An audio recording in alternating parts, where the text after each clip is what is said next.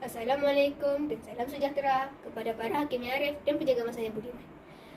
Kawan-kawan, pada hari ini saya akan menceritakan sebuah kisah yang boleh dijadikan teladan kepada diri kita semua yang bertajuk Air Mata Keinsafan. Yang terlena sedar-sedarkan, yang tersedar dengar-dengarkan, yang terdengar fikir-fikirkanlah. Naimah melihat jam di tangan kanannya sudah menunjukkan pukul 12.30 malam. Hari sudah lewat malam. Mengapa mataku masih mahu belum terlelap dan perasaanku terasa aneh? Lantas keluh Naimah lantas membuka lampu biliknya. Sungguh usah rumah nenek dan tawan ini. Andai ibu bapaku masih hidup, pasti hidup aku tidak sesuka sekarang. Aku akan pakai pakaian yang indah dan makan makanan yang lazat. Aku akan dilayan sebagai seorang puteri kerana ibuku seorang yang kaya, kata Naimah sambil melihat sekeliling rumah yang serba kekurangan. Jika hujan akan banjirlah lantai rumah ini kerana bumbung rumah sudah banyak yang bocor. Sementara mataku tidak mahu lelap, lebih baik aku habiskan membaca buku yang aku ambil daripada Aisyah. Fikir Naimah yang terus mencapai beg sekolahnya dan mengambil buku ceritanya. Dia tersenyum mengingati wajah masam Aisyah. Tangisan Aisyah masih terngiang-ngiang di telinganya. Kak, janganlah ambil buku cerita itu. Itu buku pemberian ibu saya. Kak, ambillah buku yang lain. Rayu Aisyah bersungguh-sungguh.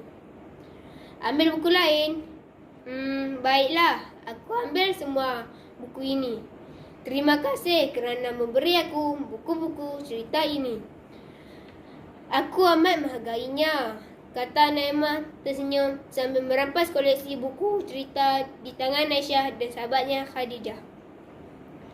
Tetapi Kak, pulangkanlah buku cerita yang Kak ambil tadi. Saya sayangkan buku itu, rayu Aisyah lagi. Kau anak orang kaya, belilah yang lain.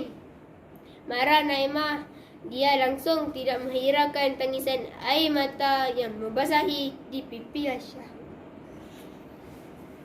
Tetapi Kak, buku itu hadiah daripada ibu saya, kata Aisyah lagi. Apa aku kisah? Kata Naimah dan berlalu setelah menolak Aisyah jatuh tersungkur. Naimah terkenal di sekolahnya sebagai seorang pelajar yang kaki buli dan nakal. Walaupun dia seorang perempuan, namun tingkah lakunya seperti seorang lelaki. Tambahan pula, dia mahir dalam seni persilatan. Dia akan belajar silat setiap petang dengan tok wannya. Mata Naimah kian mengantuk setelah membaca beberapa halayan daripada buku cerita yang dipegangnya. Namun Naimah bertekad untuk menghabiskan membacanya malam itu juga. Naimah bergegas ke dapur untuk menjarang air dan membaca kopi agar matanya kembali segar. Sengaja Naimah membesarkan api agar air yang dijeranya cepat mendidih. Naimah kembali menyambung membaca buku sementara menunggu air mendidih. Mata Naimah kian mengantuk dan tersengguk-sengguk. Dia segera kembali ke dalam biliknya. Tiba-tiba badannya terasa bahang dan terlalu panas. Kedengaran suara riuh rendah. Naimah dapat menangkap beberapa suara yang memanggil namanya. Nafasnya terasa sesak. Bajunya basah, bermandikan peluh. Naimah membuka matanya perlahan-lahan. Dia melihat ke kiri dan ke kanan. Matanya terasa pedih dan berair apabila dimasuki asap. Dia terbatuk-batuk akibat terhidu asap yang memenuhi ruang rumah papan dan yang sedang dijilat api. Tolong, nenek, Tok Wan, tolong saya, jerit Naimah sekuat hati. Jantungnya berdegup kencang. Terbayang di fikirannya hanya mati saja. Hatinya diserang rasa sedih dan pilu. Rasa menyesal meliputi hatinya. Dia dapat merasakan kepanasan yang bakal dirinya terima jika dia dihumpankan ke dalam neraka kerana dosa-dosa yang dilakukannya. Naimah memikirkan dirinya yang selalu menyakiti hati orang di sekelilingnya, terutamanya neneknya. Neneklah insan yang bersusah payah membesarkan dirinya setelah ditinggalkan oleh bapanya. Dia suka mencuri, merampas dan mengambil hak orang lain. Dosa, pahala tidak pernah dia fikirkan. Perkara yang paling teruk adalah dia jarang bersolat, berpuasa dan membaca Al-Quran. Boleh dihitung dengan jari dalam setahun berapa kali dia menghadap Allah.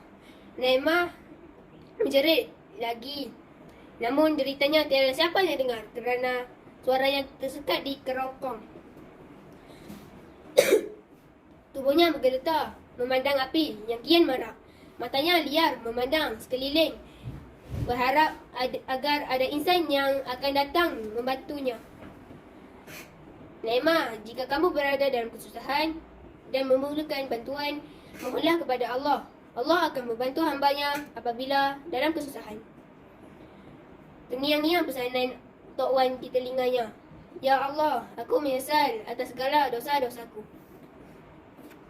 Ampunilah dosaku kerana ya Allah, selamatkanlah hamba-Mu ini. Tolonglah aku ya Allah, kata Naimah sambil memeluk erat Al-Qurannya. Air mata keinsafan bercucuran membasahi pipinya. Nafasnya kian sesak akibat terlalu banyak menyedut asap. Dia sudah tidak berdaya untuk bertahan dalam kebakaran tersebut. Dunianya menjadi gelap sebelum merebah. Di sebelah kayu yang telah jatuh di jilat api yang sedang marak dari bubung biliknya.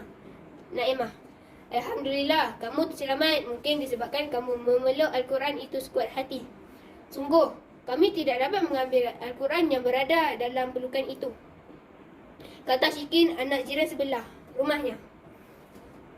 Naimah lantas mengangkat tangannya. Memang benar, Al-Quran itu masih dalam pelukannya. Syukur, Alhamdulillah, kerana Allah telah menyelamatkanku dan memanjangkan umurku, serta memberi kesempatan kepadaku untuk bertaubat dan bersujud kepadamu. Ya Allah, mulai saat ini aku berjanji pada diriku sendiri, aku mahu menjadi insan yang berguna, bisik Naimah pada dirinya sendiri, pengajaran dan nilai-nilai murni. Ya Allah yang ku kasihi, aku sangat rindukan hidayah-Mu. Sesungguhnya kasih sayang-Mu tidak ternilai. Akhir kalam, pesanan terakhir daripada saya. Janganlah kita menindas insan yang lemah dan kita perlulah bersabar dalam setiap cabaran dan dugaan, serta ingatlah duhai rakan-rakan semua, taatlah perintah agama dan juga hormatilah orang yang lebih tua. Kelak hidup pasti berjaya. Sekian, terima kasih. Assalamualaikum warahmatullahi wabarakatuh.